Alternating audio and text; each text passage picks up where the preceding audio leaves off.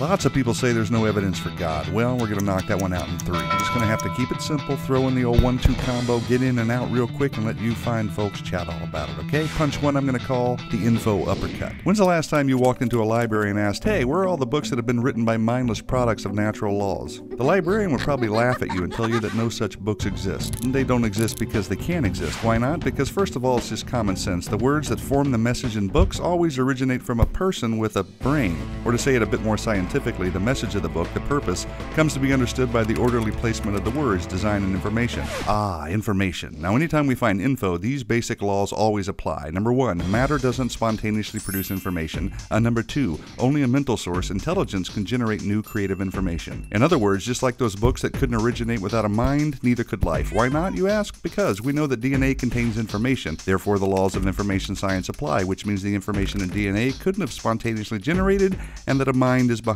the information. Period. No exceptions. Look at it this way. The simplest life form we know of is an amoeba, and it contains as much information in its DNA as 1,000 complete sets of Encyclopedia Britannica. So, are we to believe that there's no way a message in a library book could spontaneously generate, but far more complicated messages in DNA that contain 1,000 times more information could have?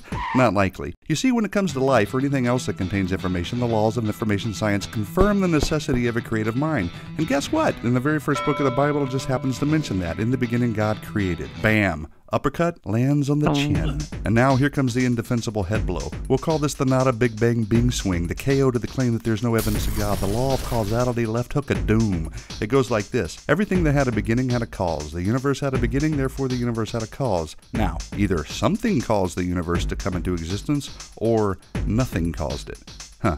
I might not be the smartest guy behind the telescope, but honest, practical, everyday thinking's going to lead me to the latter. You have to work pretty hard to conjure up a way that nothing did it. You see, it's pretty improbable, nigh impossible, to account for design, information, and cause if the universe just exploded from nothing. Smack! And while we're on the topic, where did the matter come from that exploded? Are we really to believe that there was nothing and then it exploded, and now the exploded nothing is something, and we just happen to be smart enough to discover and understand the very laws that prove the opposite? And if the general understanding of the law of cause and effect is true, how can matter come from a lesser cause like nothing? I mean, come on.